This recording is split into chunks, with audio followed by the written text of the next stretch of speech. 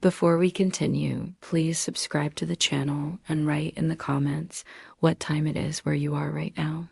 The chime of the text startled me from my memories. I was seated in the reception area of the funeral home, the scent of lilac thick in the air.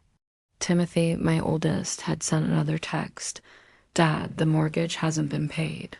We need to talk." Before I could respond, his name flashed again, then again, then again. Each message identical. Was he mocking me? Did he really think money mattered today of all days? I shook my head, anger warring with grief. It had been exactly 1 week since they buried my wife. 1 week since I'd watched her casket disappear into the cold embrace of the grave. And in that same week, Timothy, my so-called responsible eldest son, had managed to forget the most important date in our family calendar, his mother's funeral. He'd been on a beach somewhere in Florida, celebrating spring break with friends.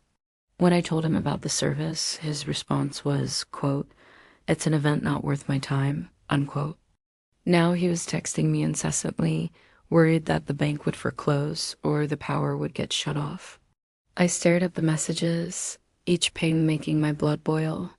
Then slowly, a wicked thought took root. Let him worry. Let him sweat. For the first time in a long while, I felt a spark of excitement. Like a moth drawn to a flame, I found myself typing back. "Don't call me again until the mortgage is paid." The words hung between us, unanswered. I knew what he was thinking. How could I be so heartless? But this was my moment. The world had revolved around Timothy ever since his mother fell ill. My wife and I had sacrificed everything, our dreams, our plans, even our own health. It was always Timothy, Timothy, Timothy. What about me? What about Margaret?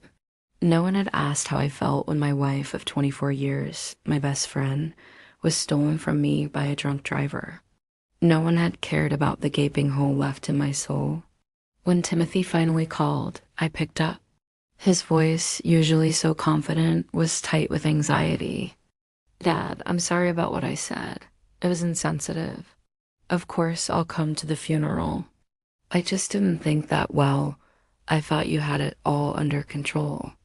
I didn't realize. His voice cracked. I cut him off. "You can't come now. The funeral's tomorrow. It's too late." A sob escaped his throat. "No, you don't understand. I'm coming. I'm buying the next flight back. Please, Dad, let me come." I could hear the panic in his voice, see the fear contorting his face despite the distance, but I was resolute. "No, Timothy, you've made your choice. Now you must live with the consequences." His shocked silence was deafening.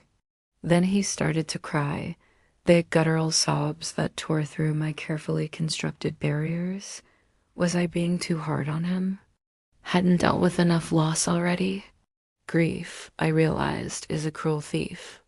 It steals not just the one you love, but also your sense of right and wrong, leaving you lost and broken.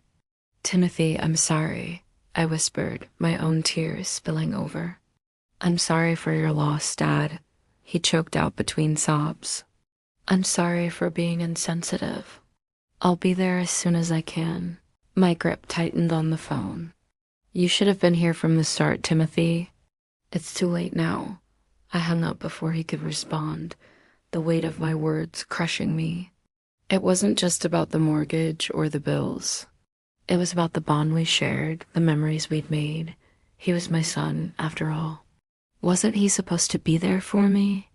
As I walked out of the funeral home, the first rays of dawn touching the horizon, I knew one thing for sure. Neither of us would ever forget this day. The day our lives fractured beyond repair. The day my son chose the beach over his mother's funeral. Thank you for watching. If you liked this story, please subscribe to the channel and leave a comment below.